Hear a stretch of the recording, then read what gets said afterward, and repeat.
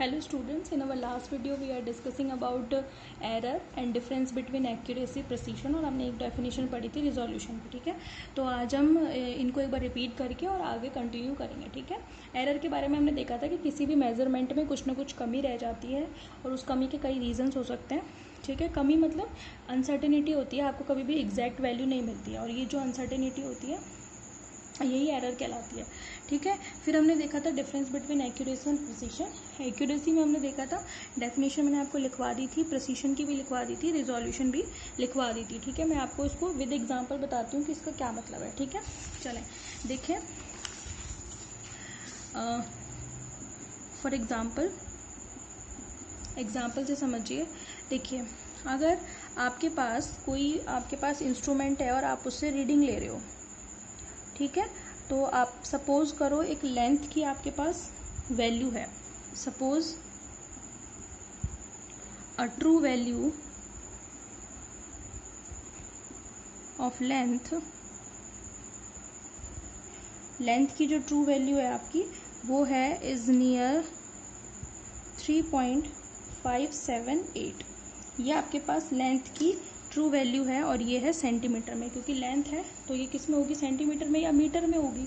ठीक है, तो ये आपके पास लेंथ की वैल्यू है।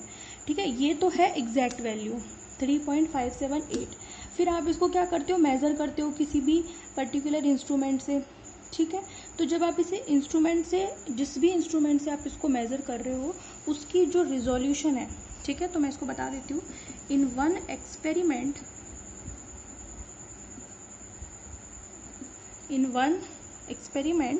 using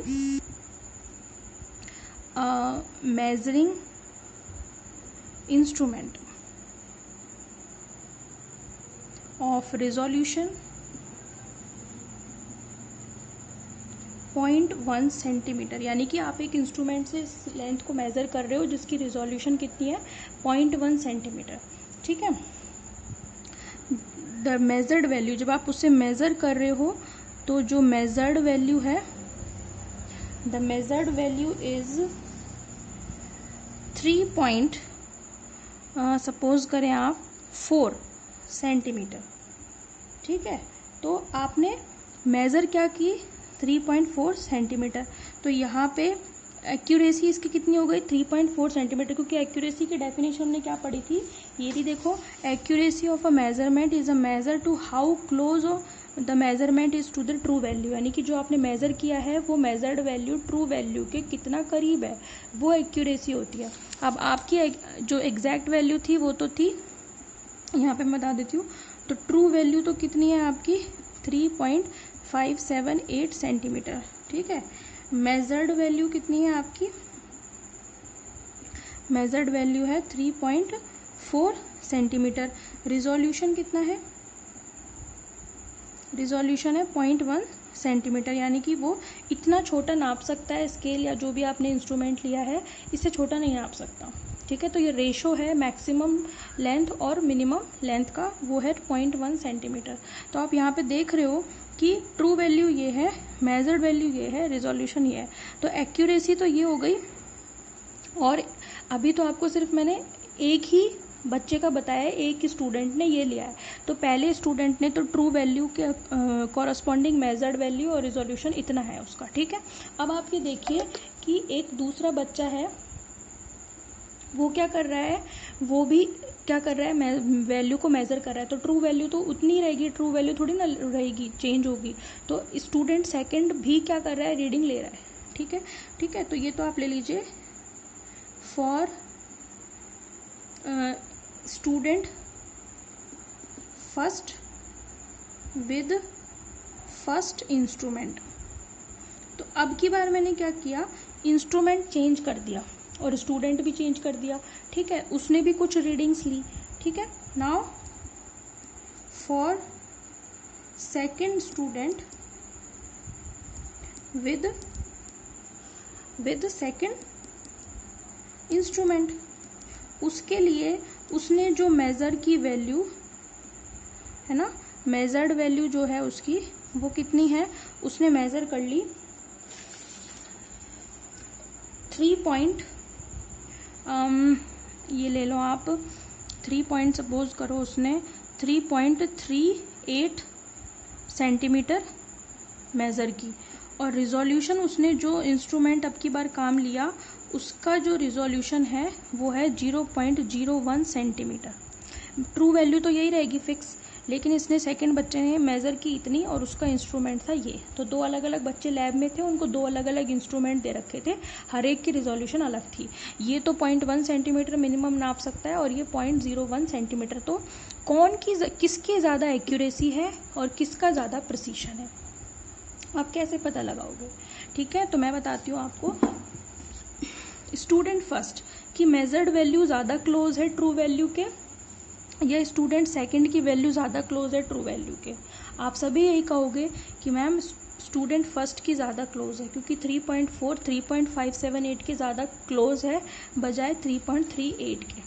ठीक है, तो आप क्या कंक्लूज़न निकालोगे इससे, इस पूरे पर्टिकुलर एक्सपेरिमेंट से हम क्या कंक्लूज़न निकालेंगे? कंक्लूज़न ये होगा हमारा CONCLUSION। ठीक है, कंक्लूज़न क्या होगा? कंक्लूज़न क्या होगा? Accuracy of student first with first instrument is more than second student with second instrument। यानी कि पहले बच्चे ने ज़्यादा सही नापा है बजाय सेकंड बच्चे ने। लेकिन पता है आपको प्रिसीशन किसका ज़्यादा है? प्रिसीशन इसका ज़्यादा है, क्योंकि इसका रिजोल्यूशन कम है। मैंने आपको बताया था लास्ट वीडियो में, जितना कम रिजोल्यूशन होगा प्रिसीशन उतना ही ज़्यादा होगा, और जितना ज़्यादा रिजोल्यूशन होगा प्रिसीशन उतना ही कम होगा। तो इसमें और इसमें से ज़्यादा कौन है? 0.1 सेंटीमीटर ज़्यादा है और 0.01 सेंटीमीटर कम है। ये तो है 1 का 10वां भाग और ये है 1 का 100वां भाग। तो 1 का 100वां भाग ज़्यादा होगा या 1 का 10वां भाग? 1 का 10वां भाग ज़्यादा होगा। 1 का 100वां भाग तो बहुत ही कम हो जाएगा। समझ में आ रही है बात आपको? तो जिसका रिजोल्यूशन कम प्रिसीशन ज़्यादा, रिजोल्यूशन ये कम है तो इसका प्रिसीशन ज़्यादा है, और इसका रिजोल्यूशन कम है तो ज़्यादा है तो इसका प्रिसीशन कम है। ठीक है, तो आप क्या कहोगे? But precision of second student with second instrument is more than precision of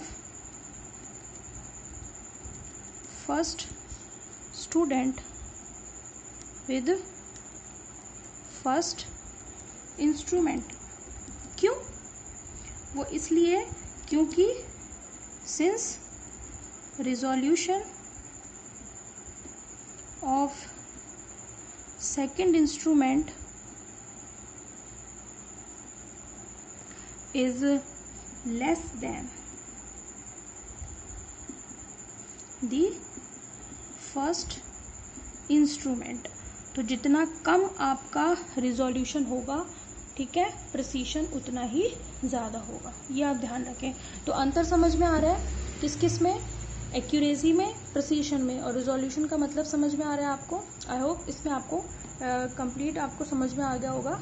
तो पहले स्टूडेंट की वैल्यू ज़्यादा क्लोज है ट्रू वैल्यू के, इसलिए पहले स्टूडेंट की एक्यूरेसी ज़्यादा है, ठीक है, बजाय दूसरे स्टूडेंट के।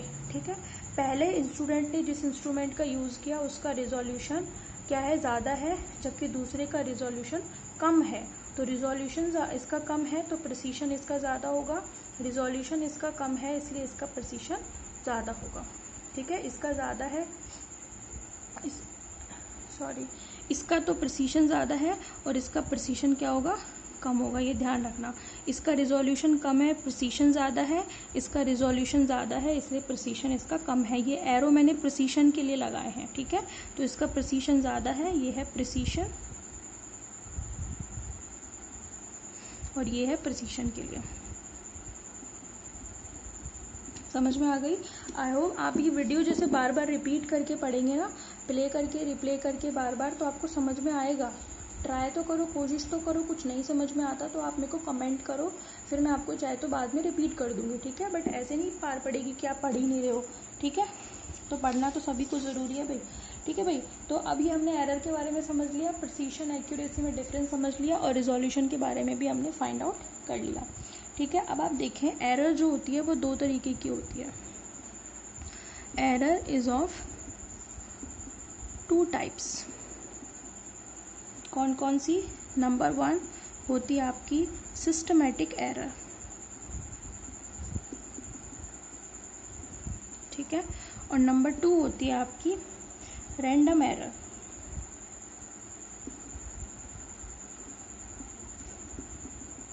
ठीक है, हम देखेंगे कि सिस्टमैटिक एरर क्या होती है। इसमें भी कई तरीके होते हैं, जैसे सिस्टमैटिक एरर में भी इंस्ट्रूमेंटल एरर होती है, प्रोसीजर एरर होती है, पर्सनल एरर होती है, फिर रैंडम एरर में भी होते हैं, ठीक है।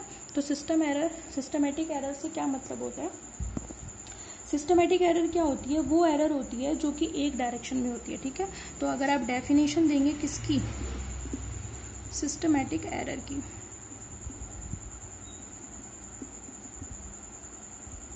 ठीक है। तो आप क्या कहोगे? This error is in one direction,